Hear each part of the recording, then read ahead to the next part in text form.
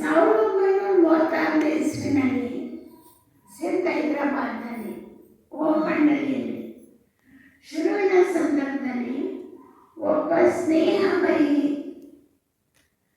ಪರಮಾತ್ಮಲ್ಲಿ ತಲ್ಲೀನತೆಯನ್ನು ಹೊಂದಂಥ ಲಗನ್ಶೀಲ್ ಸಂಬಂಧದಲ್ಲಿ ಲೀನರಾದಂಥ ಆಜ್ಞಾಕಾರಿಯಾಗಿದ್ದಂಥ ಒಬ್ಬ ಕುಮಾರಿಯ ರೂಪದಲ್ಲಿ पदार्पणयादव दादी प्रकाश आते ही उनके हृदय में ईश्वर तथा ईश्वरीय परिवार के प्रति भरपूर प्यार देखा और बंद ಕೂಡಲೇ ಅವರ ಹೃದಯದಲ್ಲಿ ಈಶ್ವರನನ್ನ ಮತ್ತು ಈಶ್ವರನ ಪರಿವಾರದ ಪ್ರೀತಿಯನ್ನು ತುಂಬಿರುವಂಥ ಪ್ರೀತಿಯನ್ನು ನೋಡಿದ್ರು.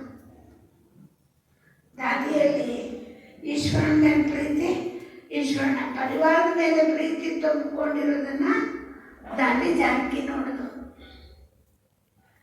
उनका मन वचन कर्म हमेशा विशेषता संपन्न रहा.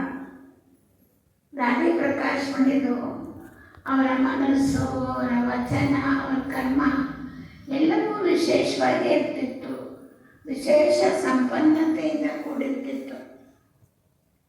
कभी साधारण चाल चलन की तो झलक भी नहीं दिखाई.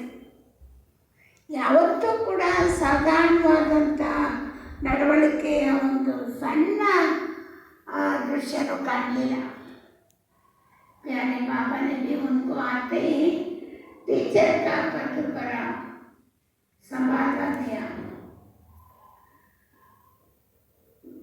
प्रिय बाबू ಕೂಡ ದಾದಿ ಬಂದ ಕೂಡಲೇ ಟೀಚರಿನ ಪದವಿಯನ್ನು ಸಂಪಾದನೆ ಮಾಡೋದಕ್ಕೆ ಕೊಟ್ಟರು. ಅವಾಗ ಈ ಮಕ್ಕಳೆಲ್ಲ ಮಕ್ಕಳು ಅಂದರೆ ಮುಜಾ ದಾದಿ ಮತ್ತು ಬೆಂಗಳೂರಿನಲ್ಲಿದ್ದಂಥ ಸರಳಾ ದೀದಿ ಇವರೆಲ್ಲ ಚಿಕ್ಕ ಚಿಕ್ಕ ಮಕ್ಕಳು. ಅವ್ರಿಗೆ ಇವರು ಟೀಚರ್ಸ್ 5 ಜನ ಟೀಚರ್ಸ್ ಇದ್ದರು. ದಾದಿ ಪ್ರಕಾಶ್ ಮಣಿ, ಚಂದ್ರಮಣಿ ದಾದಿ ಮತ್ತು ಇನ್ನು ಬೇರೆ ಮೆಟ್ರೋ ದಾದಿ, ಬೇರೆ ಅವರೆಲ್ಲ ನಿಮಗೆ ಪರಿಚಯ ಇಲ್ಲ.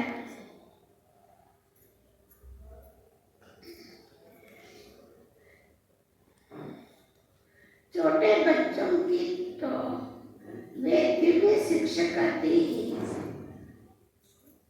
कोई भवन में बड़ों के बीच में टीचर की भूमिका बहुत अच्छी निभाते देखा.